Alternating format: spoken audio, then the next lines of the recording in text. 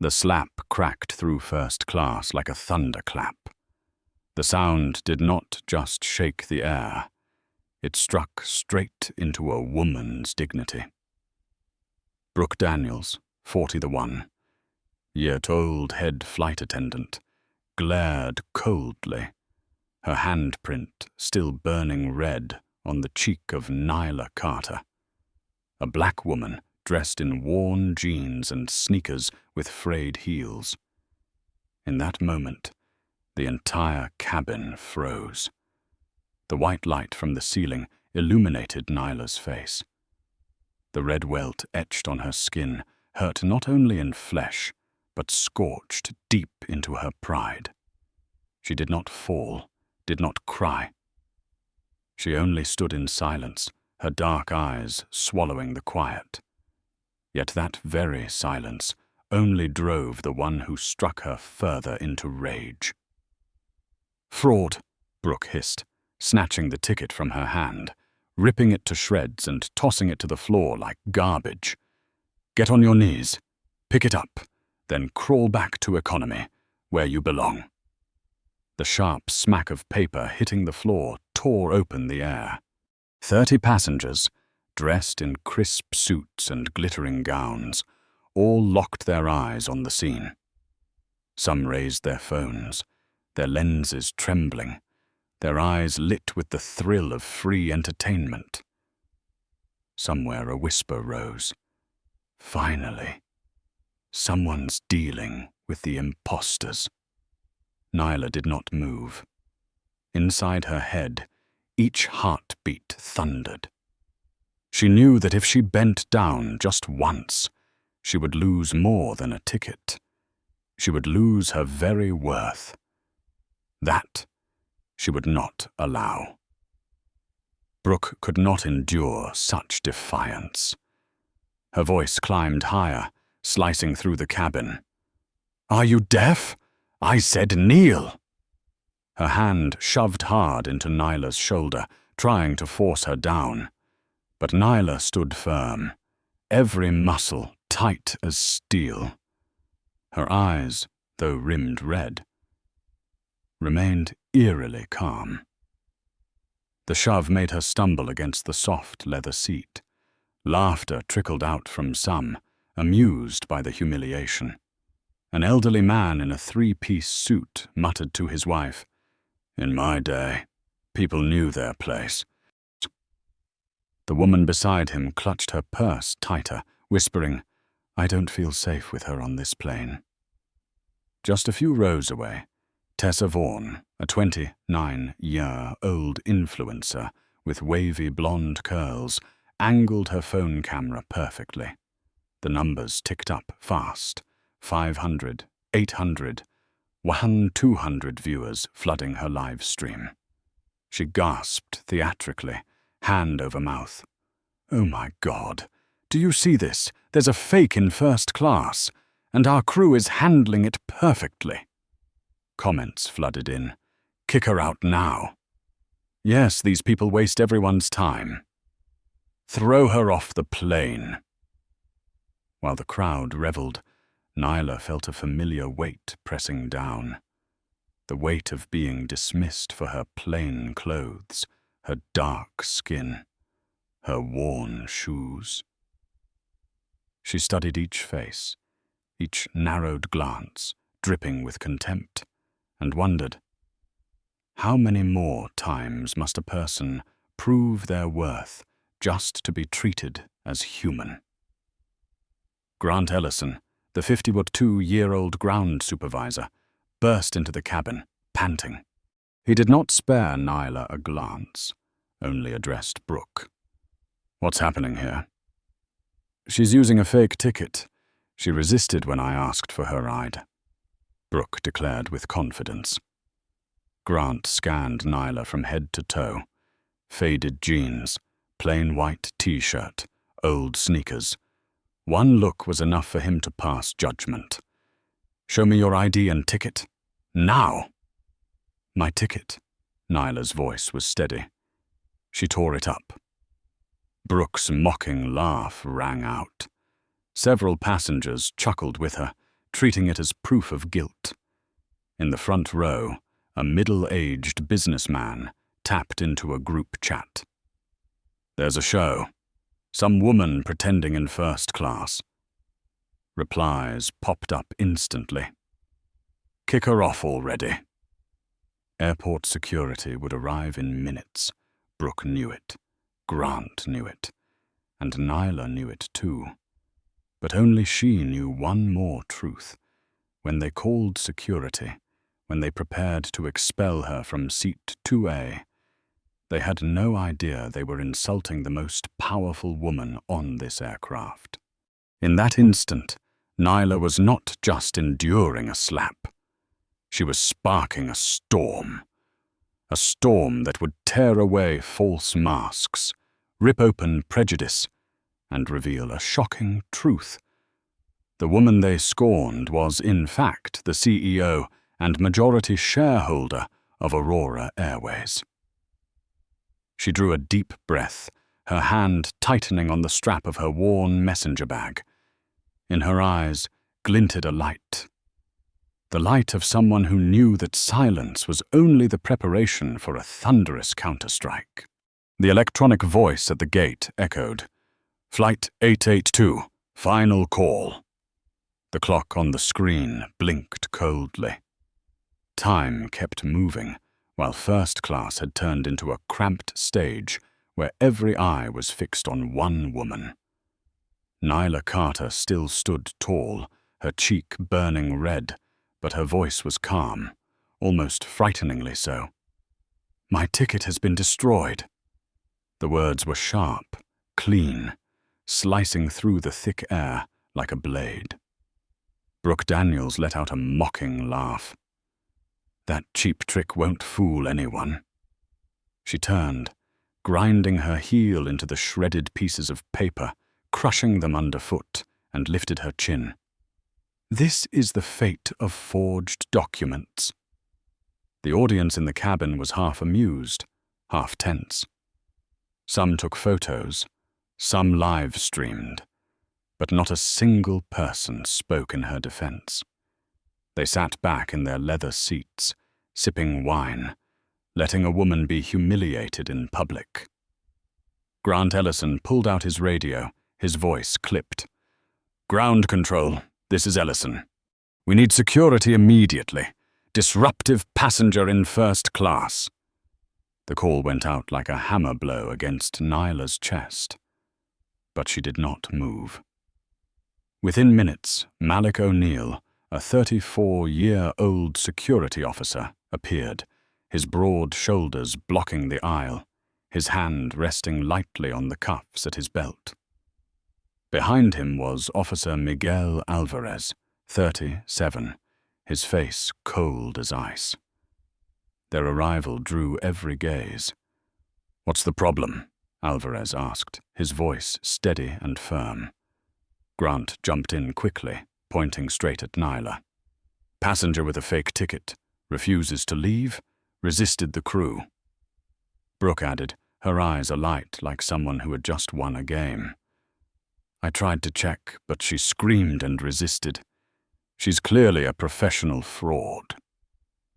Nyla stayed silent, her eyes scanning each face that circled around her. Faces flushed with anger, glee, or indifference. In the harsh white light, they did not see a woman. They saw only a criminal, fabricated by prejudice. Tessa Vaughn leaned her phone in closer, whispering into her live stream.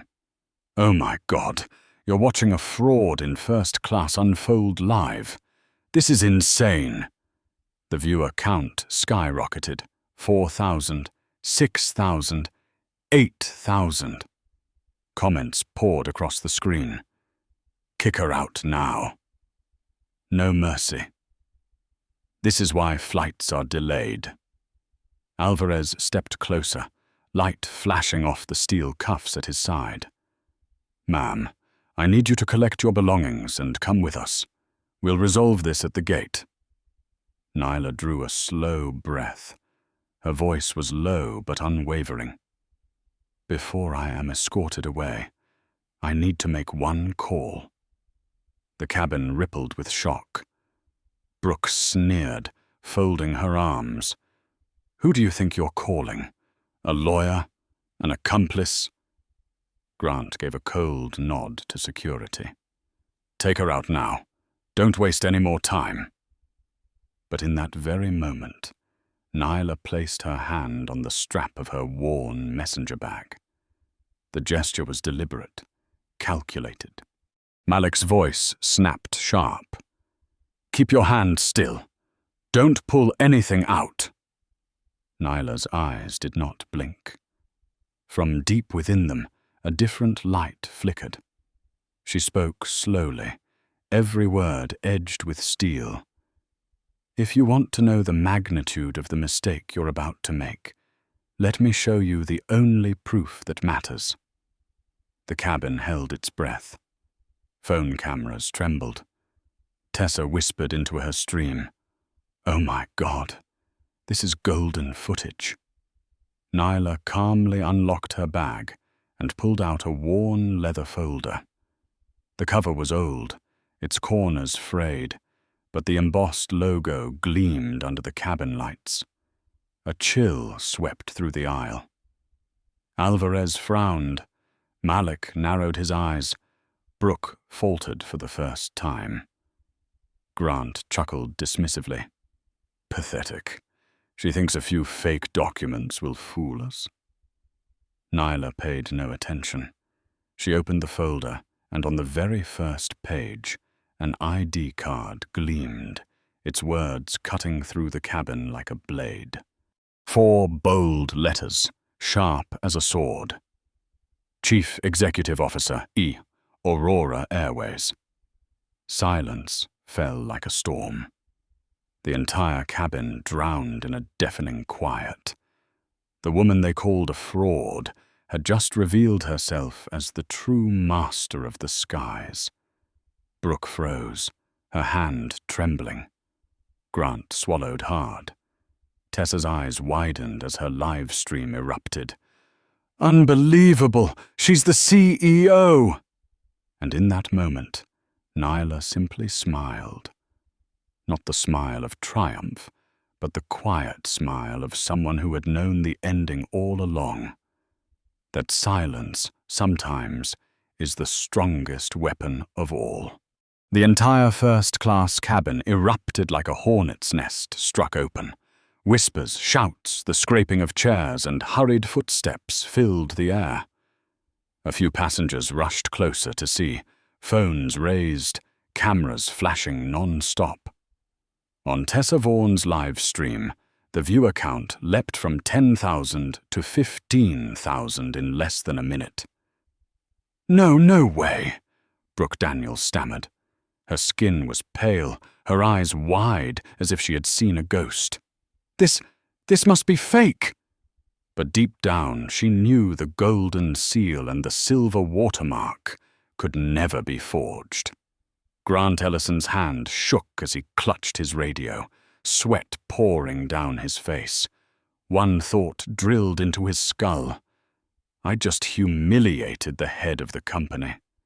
Decades of career gone to ash in a single instant. And Nyla Carter? She stood at the eye of the storm, still as stone. The CEO badge caught the cabin light, gleaming cold and undeniable. Every eye locked onto her, eyes that had moments ago brimmed with scorn, now trembling between fear and shock. "Ladies and gentlemen," Nyla began. Her voice did not rise, yet it carried across the entire cabin. "Perhaps it is time we speak about the truth." At that very moment, her bag vibrated sharply. Her phone lit up. 15 missed calls. Board of directors.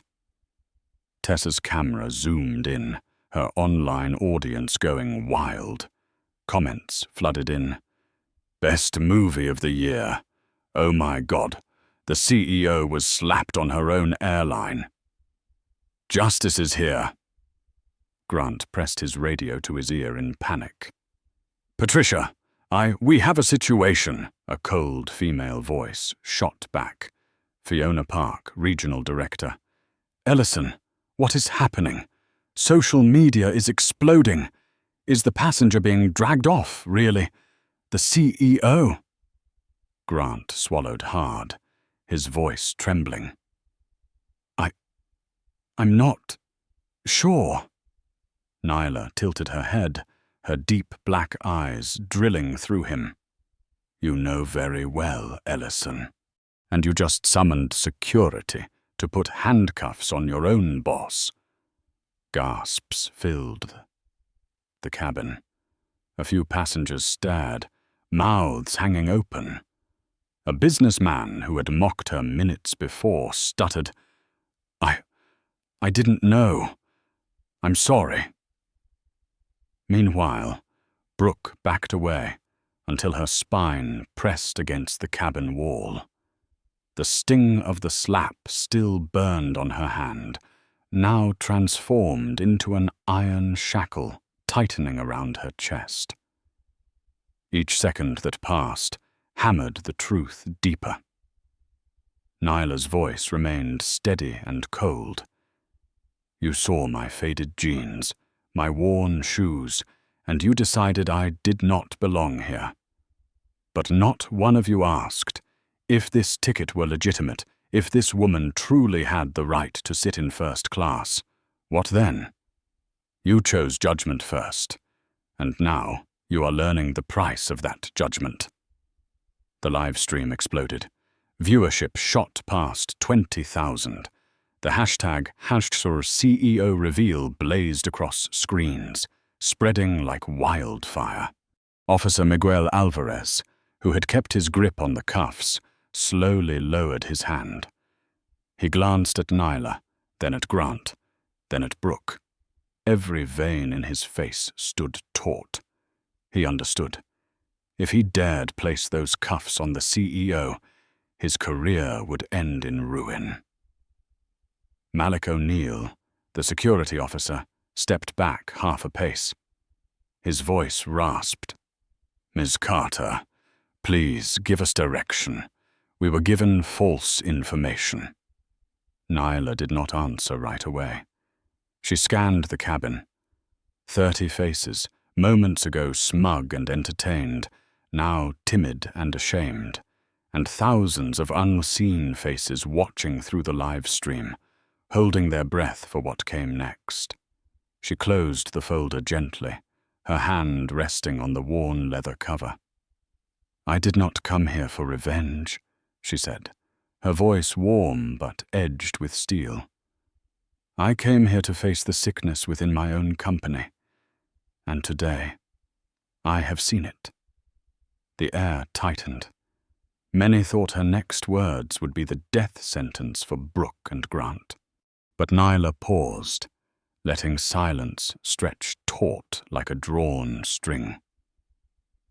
Then a faint, inscrutable smile touched her lips, a smile no one could decipher as mercy or as the signal of the storm yet to come. The cabin was silent, broken only by the low hum of the engines and the pounding heartbeats of those inside.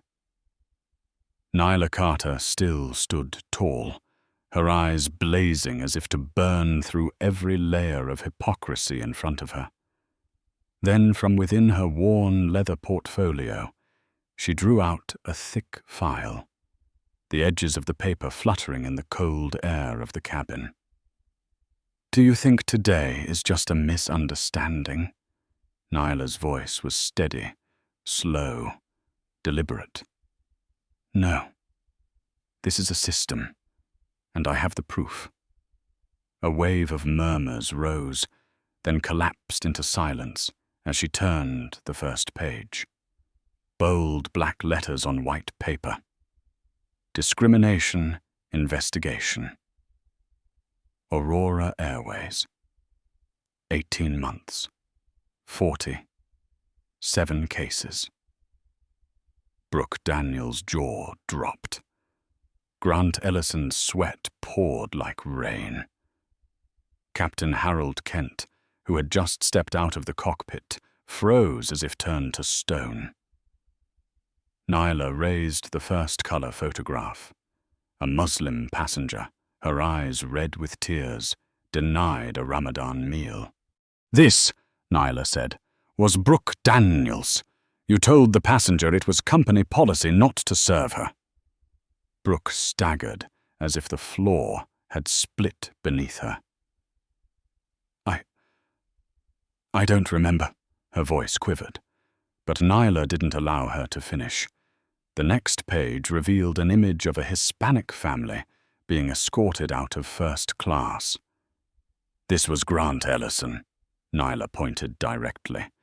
"You claimed noisy children as the reason, while white families, louder than they were, remained undisturbed." Grant's mouth hung open, his hands trembling around his radio. Every glare from the passengers pierced him like a knife. Nyla turned another page. This time, the cabin erupted when the written testimony of crew members described Captain Kent. Repeated inappropriate remarks about female passengers' clothing, even making advances. Kent's face shifted from flushed pink to ashen grey. The silver badge on his chest suddenly looked like a burden too heavy to bear. Breaths came fast and shallow. A young passenger, live-streaming alongside Tessa Vaughan, burst into tears. "Oh my God, they've been doing this all along." Comments flashed across screens. 47 cases? Unreal. The evidence is undeniable. This crew is finished. If the CEO herself was slapped, what chance does an ordinary passenger have? Tessa's hands shook as she held her phone, whispering into her mic. "Everyone, this isn't about a fake ticket anymore. This is a full-scale investigation. This is the raw truth." The viewer count skyrocketed. 25,000, 30,000, 35,000. Nyla shut the file with a sharp snap that echoed like a verdict. 47 cases, all documented, and all tied to the 3 people standing right here. Brooke collapsed into a seat, her face ghostly pale. Grant blinked rapidly, desperate for an escape but finding none. Kent tried to speak. I gave 30. 7 years I didn't." But his voice was thin, swallowed by the rising murmurs of outrage. Nyla swept her gaze across the cabin. The faces that once looked smug now quivered with fear. But deeper in their eyes, she saw something else. Awakening. A few bowed their heads, realizing they too had joined in, laughed or cheered while she was humiliated. "And you?" Nyla's gaze locked on the passengers, her tone cold as steel. "You are part of this system. When you clapped, when you mocked, you fueled the injustice. Do not think silence makes you innocent. Silence is complicity." No one dared to speak. A woman who had shouted for Nyla's removal now lowered her head, tears streaming down her cheeks.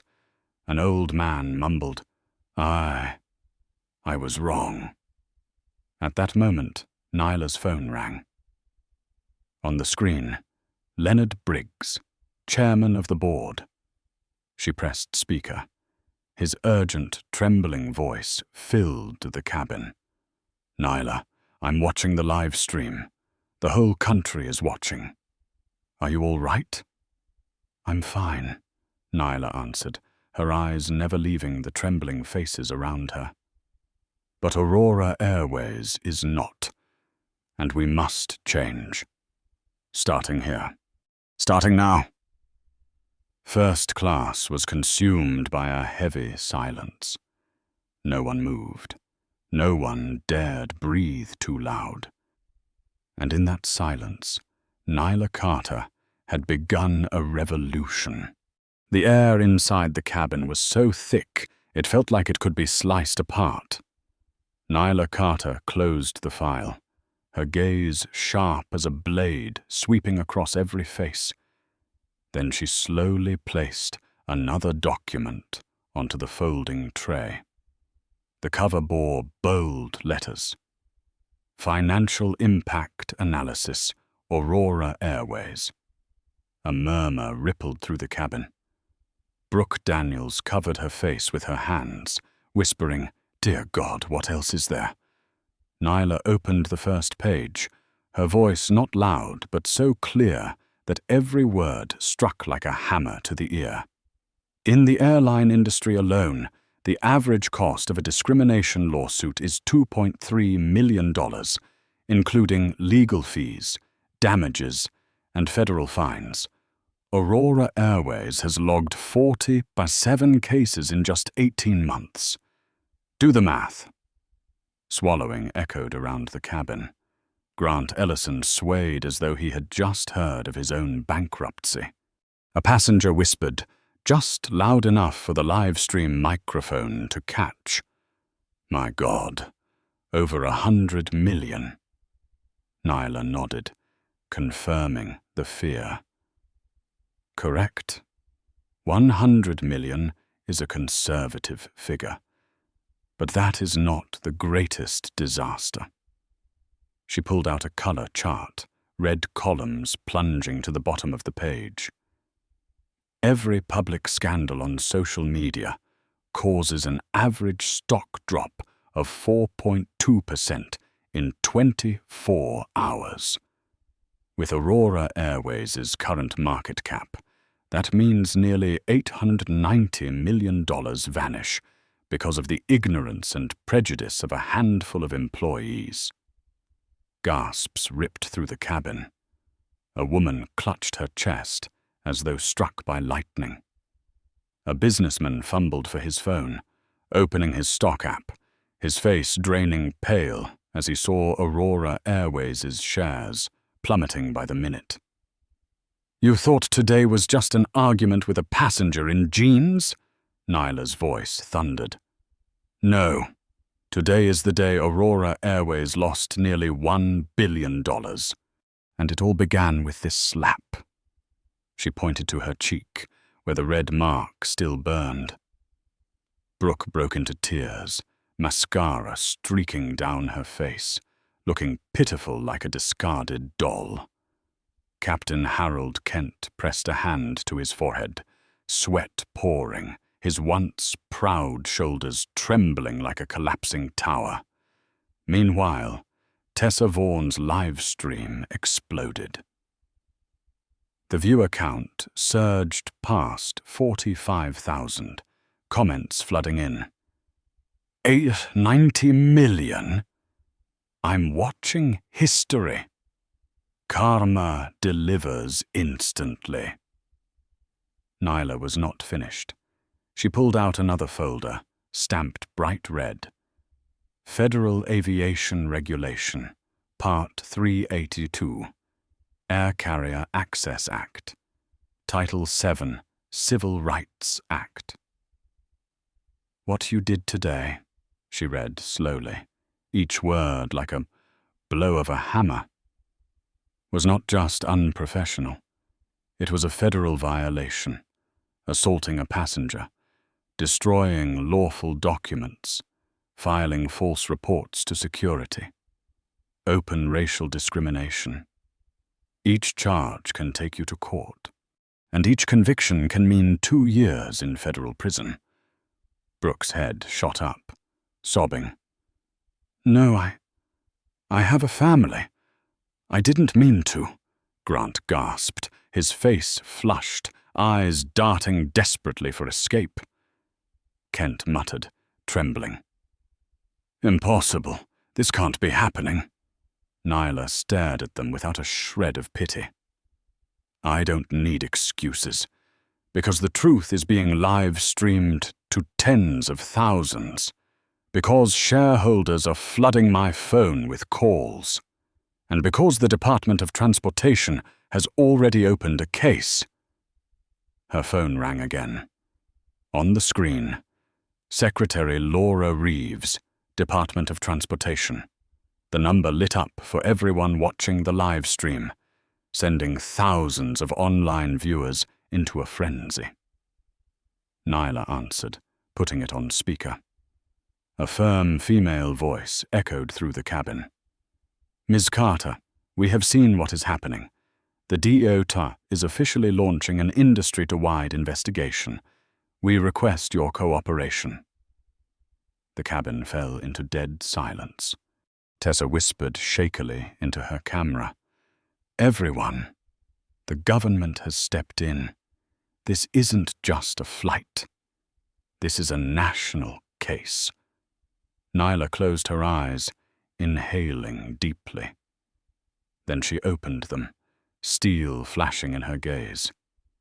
I will cooperate fully, but first I will make a decision here and now. She turned her eyes to Brooke, Grant, Kent. 3 faces twisted in fear, broken, stunned, and the entire first-class cabin, those who had cheered her humiliation minutes earlier, now sat frozen, holding their breath. You, Nyla said, her voice like the toll of fate's bell, have exactly 2 choices: suspension and retraining, or termination and prosecution. The choice is yours, but time, she glanced at her watch, is 30 seconds. A ping from the cabin system rang at the same moment. The electronic board flashed 15 minutes to departure. The airplane had transformed into a courtroom in motion, where the verdict could determine not only careers and freedom, but nearly $1 billion of Aurora Airways' future. First class had become a courtroom in crisis. There was no whispering, no shuffling of seats. Everyone held their breath, watching every move of Nyla Carter, the woman they had just humiliated, now standing tall like the judge of fate. Her eyes locked on each of them. First Brooke Daniels, mascara streaking, eyes red and swollen, hands trembling as they clutched the edge of her seat. Then Grant Ellison, his face flushed, throat dry, beads of sweat rolling down like proof of his downfall. Finally, Captain Harold Kent, once proud grey hair now bowed low, his weary eyes lost like a fallen tower. Nyla's voice cut through the air, each word carving deep. The 3 of you have 2 choices. 1, suspension, retraining, and a public apology. 2, permanent dismissal, career ban, and criminal prosecution. And your choice will be recorded here before every witness in this cabin, and before tens of thousands watching live. Hearts pounded like war drums. On Tessa Vaughan's live stream, the viewer count surged. 50, 5,000, 60,000. Comments flooded the screen. Make them choose now. Karma live. This is aviation history. Grant lifted his radio with shaking hands, mumbling, I need to call for instructions. Nyla cut him off, her voice steel. You have 20 seconds. No one can save you from this truth. Brooke broke down, sobbing, her voice echoing through the cabin. I choose option 1. I have 2 small children. I can't lose everything. Nyla gave a small nod, noting it. Her gaze pierced Captain Kent. He swallowed hard, voice hoarse. I also choose 1. I have flown for 37 years, never thought this day would come. But if I have one chance to make it right, I will take it. The cabin held its breath. Only Grant Ellison remained, his lips pressed tight, eyes darting wildly for escape. But there was none. At last his voice cracked, barely a whisper. One. I choose one. Nyla closed the file with a sharp snap, like a gavel striking down. Good. Your decisions have been declared, and they have been witnessed by more than 60,000 people worldwide. From this moment, nothing can be erased. A tremor spread through the cabin. Passengers who had mocked and jeered at Nyla now bowed their heads in shame. Some whispered, "I'm sorry." Others turned their faces away to avoid her eyes. Then a phone rang. On Nyla's screen lit up. Patricia Walsh, corporate legal. She pressed speaker. Ms. Carter, stock is down 5% and falling. Global media is reporting non-stop. The board has granted you full authority to manage this crisis. Every decision you make will be executed immediately. A wave of comments crashed onto the live stream. The CEO is powerful. That's real leadership. I want her for president. Nyla smiled faintly, not in triumph, but with resolve. She looked once more at Brooke, Grant, Kent. You have chosen, but do not mistake this choice for safety. This is only the beginning of what you must face. Retraining is not to save your careers. It is your last chance to reclaim the dignity you lost. The cabin was silent. Only the boarding chime from the airport drifted in, reminding them the flight had not yet taken off. But everyone knew the real journey had already begun, the flight toward a very different Aurora Airways. Nyla turned to the passengers, her voice cold but heavy with force. And as for you, those who stayed silent, those who laughed when I was humiliated, remember this moment. Next time you witness injustice, you will have to choose. Stay silent and enable it, or stand up and change it. On the live stream, comments poured in. I promise I won't be silent again. She just woke up the world. This isn't just a flight. This is a life lesson. Nyla folded her portfolio, standing tall, her eyes sharp as a spear. Now we continue the flight.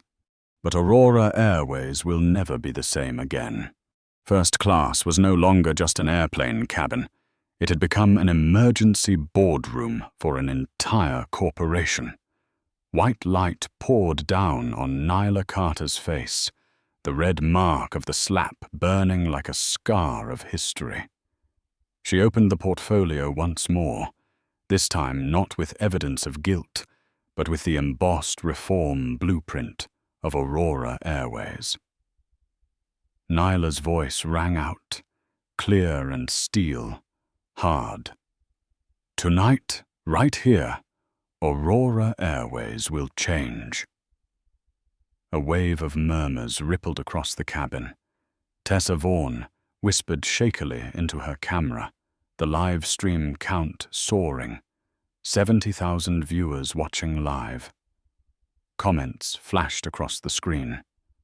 Policies on the spot? This is a real CEO. We are watching history. Nyla raised a page, bold letters, striking like a hammer. First, all flight attendants and front-line staff must complete 40 hours of unconscious bias training within 60 days. Failure to complete means termination. No exceptions. Brooke Daniel sobbed uncontrollably, her shoulders shaking, but Nyla did not look back. Second, the Passenger Rights app will launch next month. Passenger who feels discriminated against can report directly. The system will send the complaint straight to the Office of Passenger Equity, overseen by a civil rights attorney. A young passenger, eyes still red from regret, blurted out, That should have existed long ago. Third, any discrimination complaint will trigger immediate suspension until investigation is complete. No more cover-ups, no more silence. Captain Harold Kent collapsed into his seat, his wrinkled face carved deep with despair. Fourth, Aurora Airways will establish a $50 million equity fund annually. This fund will support anti-discrimination initiatives and minority community programs. The cabin fell into dead silence. A white woman in seat 1C nodded softly, her lips trembling. That is true justice. Fifth, every manager's bonus, including regional directors, will be tied directly to minority passenger satisfaction scores and reduced discrimination incidents. No improvement, no bonus. Simple. Murmurs erupted. A businessman scrambled to pull out his phone, firing off an email. Aurora just announced historic policies. Stock is about to rebound strong. Nyla closed the document, her gaze sweeping across the cabin. This is not a declaration in a boardroom. This is a declaration in front of those who witnessed injustice, who laughed when it happened. And from today, no one will be allowed to say, "I didn't know." Her phone rang again. The screen lit up. Secretary Laura Reeves, Department of Transportation. Her voice carried through the cabin. "Ms. Carter, the DOT will work with you to standardize these policies across the entire industry. You have our full support." The live stream exploded. More than 75,000 viewers. Comments cascaded. "Make all airlines follow Aurora. She is the hero of our time. Justice is flying tonight." Brooke sobbed. "Please give me a chance, Nyla looked directly at her, voice firm. "Chance no longer lies in begging. Chance lies in change. And starting tomorrow, every Aurora employee must choose, change or leave." A hush fell, but this silence was no longer one of complicity. It was silence of awakening. Many passengers lowered their heads. Some nodded slightly as if to say, "We understand now." Nyla closed the portfolio, locking it shut. From this moment forward, Aurora Airways will fly with justice. The plane had not yet taken off, but everyone knew. The entire aviation industry had just entered a new era. First class was as silent as a cathedral during prayer. Every eye fixed on Nyla Carter, the woman who had just turned the cabin into a courtroom and laid the foundation for industry, wide reform. But now it was time to go further, not just to announce policies, but to enforce discipline on the spot. Nyla stood tall, her shoulders relaxed but her eyes sharp as blades. "We have spoken of justice on paper. Now comes justice in action." She turned to Brooke Daniels. The 41-year-old woman looked pitiful, mascara running down her cheeks, lips trembling, hands clutching the edge of her seat as if holding on to life itself. Nyla did not blink. "Brooke Daniels, you are suspended immediately without pay. Within 48 hours, you are to report to Human Resources for disciplinary proceedings. This is an official decision." Brooke broke down, sobbing, her hands covering her face, her muffled cries echoing through the cabin. But no one felt pity anymore. The memory of that cruel slap was still etched in everyone's mind. Next, Nyla turned to Grant Ellison, once commanding and loud, now hunched, his hands twisting, his whole body shaking. Nyla's tone was cold and sharp. "Grant Ellison, from this moment forward, You are demoted from field manager to baggage handler. Your pay is cut to tools to entry level. You will complete 160 hours of ethics and unconscious bias training before you can even be considered for any supervisory role again. Grant staggered like a man receiving a death sentence. His voice cracked. "Please, I have a child in college." Nyla cut him off, her voice like ice. "You should have thought of your child before demeaning someone else's dignity." Then she turned to Captain Harold Kent. Once proud in uniform, now his palms were slick with sweat, his eyes staring blankly like a man lost at sea. "Harold Kent, you are stripped of your international captaincy and restricted to short domestic routes. Your pay is reduced by 40%. You will undergo psychological evaluation and ethics training before you can ever touch a long-haul cockpit again." Kent squeezed his eyes shut, his voice hoarse. 37 years, and this is how it ends. Nyla raised her head, her voice ringing like a bell. "No, Captain Kent, it does not end here. This is where you learn again how to treat people." A heavy silence filled the cabin. But this time, it was not silence of fear. It was silence of acknowledgement. Everyone understood justice was unfolding before their eyes. Nyla paused, then turned toward the cabin door, where Dana Cho, the middle-aged gate supervisor, had stood silently observing from the start. She had not joined the mob, and she had dared to question Grant when he hastily accused Nyla. "Dana Cho," Nyla's voice warmed. "You showed integrity when everyone else stayed silent. Right here, I appoint you Regional Operations Director. Your first task is to implement the reforms I just announced." Dana froze, her eyes brimming. She nodded, voice trembling but firm. "I promise I will not let you down." A smattering of applause broke out. At first one, then two, then spreading. Unlike the mocking claps from when Nyla was humiliated, these carried respect and awakening. Tessa Vaughn nearly cried as she spoke to tens of thousands of viewers. "Everyone, we just witnessed a CEO disciplining her crew mid-flight. This is not a movie. This is real." The livestream count surged to 85,000. Comments flooded in. "This is true leadership." "Respect Nyla Carter." "Reform in the sky." Nyla closed the portfolio, took a deep breath, and raised her head, her voice steady yet resonant. "Today, it is not only 3 people who bear responsibility.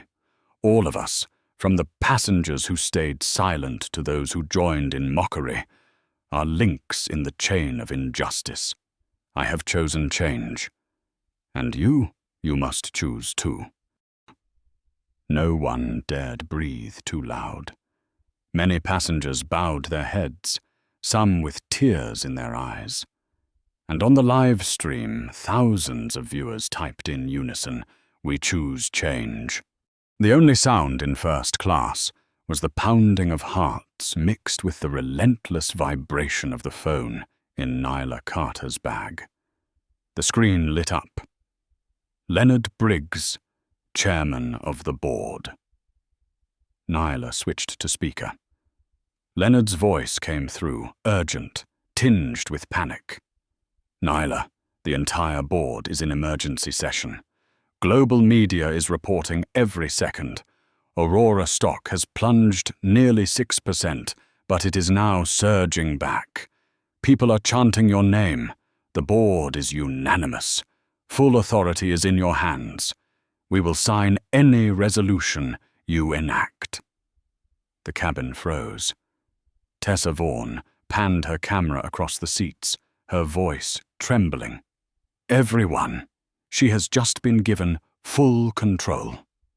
This is not all, just a CEO. This is someone changing history in mid-air. The live stream count leapt to 90,000. Comments flooded like waves. This is a lesson for the entire world. Aurora from collapse to hero. Stock soaring with justice. Nyla smiled faintly, her eyes blazing with determination. Leonard, tell the board. From this moment, Aurora Airways officially enacts the Henderson Protocols. Not a draft, not a proposal. This is law. She turned to the entire cabin, her voice ringing like bronze. You are the first witnesses of a new era. Today, Aurora is not only changing how we fly, but how we see humanity. The phone rang again. This time, it was the Department of Transportation. Secretary Laura Reeves's voice filled the cabin, firm, yet filled with excitement. Ms. Carter, the government welcomes the measures you have just announced. We will work with you to make them federal standards. Aurora Airways will be remembered in history as the pioneer of justice in aviation. Cheers erupted across the live stream. Comments poured in. This is a revolution in the skies.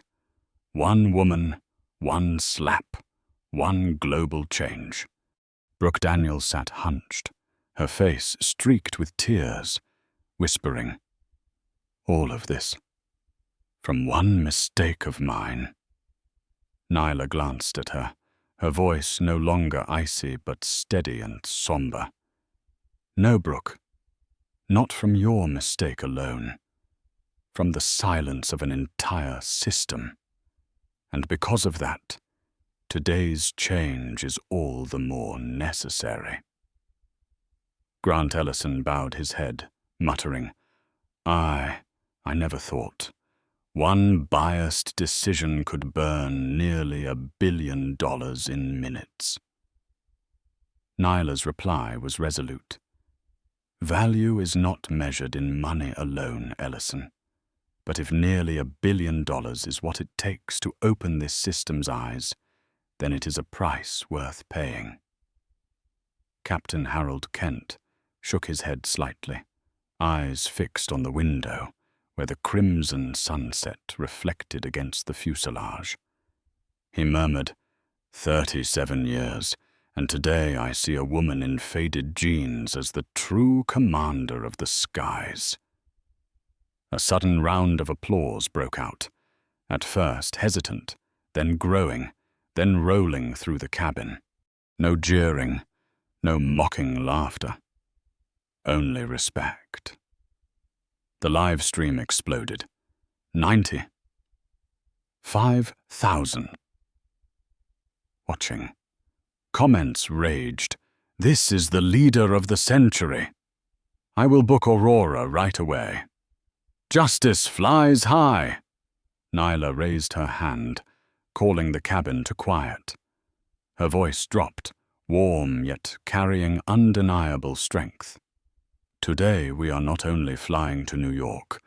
Today we are flying to a future where every passenger, no matter their skin color, attire, or wallet, is respected equally. That is the real flight. Her gaze swept the cabin. An elderly man in the front row rose, his voice shaking. Ms. Carter, I once stayed silent. I am ashamed of it. But from today, I promise I will never again be silent in the face of injustice. Nyla nodded gently, her eyes gleaming. In that moment, first class was no longer a space of fares and privilege. It became the birthplace of a new philosophy, justice in the skies. The familiar sound of the intercom echoed, "Ladies and gentlemen, prepare for departure." But in first class, no one thought this was just another flight. Everyone could feel it clearly. History was taking off. Nyla Carter sat down in seat 2A, the place once stolen from her with a humiliating slap. Her hand gently brushed the armrest, her eyes deep and steady. The entire cabin watched her every move, silent as if any word spoken would shatter the sacred moment. The plane slowly rolled down the runway. Outside the window, the sunset painted the sky red, but inside, the light came from somewhere else, from the faith that had just been ignited. Tessa Vaughn still held her phone, her eyes wet with tears. Everyone, we are not just witnessing, we are living history. A CEO humiliated on her own flight, and in just 1 hour, she has turned the entire industry upside down. The live stream soared past 100,000 viewers. Comments poured in like waves. The Henderson Protocols will change the world. I am crying for real. Justice is airborne. Grant Ellison sat with his head down, eyes vacant. Brooke Daniels still wept, but no longer from fear, rather from the weight of late realization. Captain Harold Kent stared out at the blazing horizon, his shoulders trembling. Nyla opened her laptop, the screen glowing. The email subject line stood bold. Today, we choose change. Her fingers moved swiftly, each word appearing as if etched in stone. In the next 3 months, Aurora will become the first airline in the world to weave justice into every flight. Every employee will undergo retraining. Every passenger will have the right to report instantly. And every manager will live with true accountability. Today we are not just flying, we are rewriting the definition of fairness. Send. A chime sounded. The message had left the cabin, soaring into the digital sky, spreading across the world. 3 months later, Aurora Airways headquarters in Dallas. On the 42nd floor, the CEO's office glowed with light. The walls were lined with framed headlines, the slap heard around the world. Henderson Protocols, when justice took flight. American aviation enters a new era. Nyla stood by the glass window, looking out over the shimmering city. In her hand was the latest report. Discrimination complaints down 82%. Minority passenger satisfaction up 40. 6%. Aurora stock up 20. 1% since the incident. A new message appeared on her phone. Sender. Brooke Daniels. Finished my 40th training session today. Next week I will stand before new recruits and tell my story. Thank you for giving me the chance to make it right. B. Nyla smiled softly. Change was not only written into policy, it lived in the hearts of people. Tessa Vaughn now ran her own channel with 2 million followers. Her bio read, "Witnessing change, speaking truth, learning every day." Her latest video showed a black passenger being warmly welcomed at the gate, captioned, "Aurora today, a world apart." News flooded in. Delta, United, Southwest, all had adopted the Henderson Protocols. The Department of Transportation had formally codified them into federal law. Civil rights groups hailed it as the greatest social advance in aviation in half a century. One afternoon, Nyla once again boarded a flight, still in her faded jeans and worn sneakers. But this time, there were no suspicious stares. A flight attendant bowed slightly. "Welcome aboard, Miss Carter. It is our honor to serve you." She sat in seat 2A, opened her laptop, and began writing her weekly blog.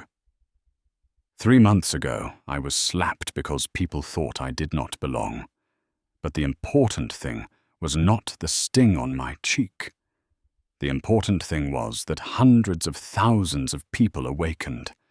Change does not begin with power in your hands. It begins with each person's choice to stand up or to stay silent. Nyla paused, gazing out the window. Outside, the night sky stretched infinite, like endless possibilities. She typed her final lines. If a single slap can change an entire industry, imagine what would happen if each of us dared to say, no. Justice is not a privilege. Justice is a birthright, and from today, justice will fly with us. She hit publish. The intercom echoed, "Cabin crew, prepare for take, off." The plane trembled, then surged into the sky. High above, the heavens opened wide, embracing a flight named Justice. In this world, sometimes a single slap can expose the deepest prejudices. But from that very slap, a revolution can also begin. Nyla Carter turned a moment of humiliation into a flame that lit up the entire aviation industry, and left us with one question. When faced with injustice, will you stay silent or will you rise? If this story resonates with you, hit like to spread the message, subscribe to follow the next stories, and in the comments, leave exactly 2 words: choose change. Because change does not wait for anyone. It begins with you.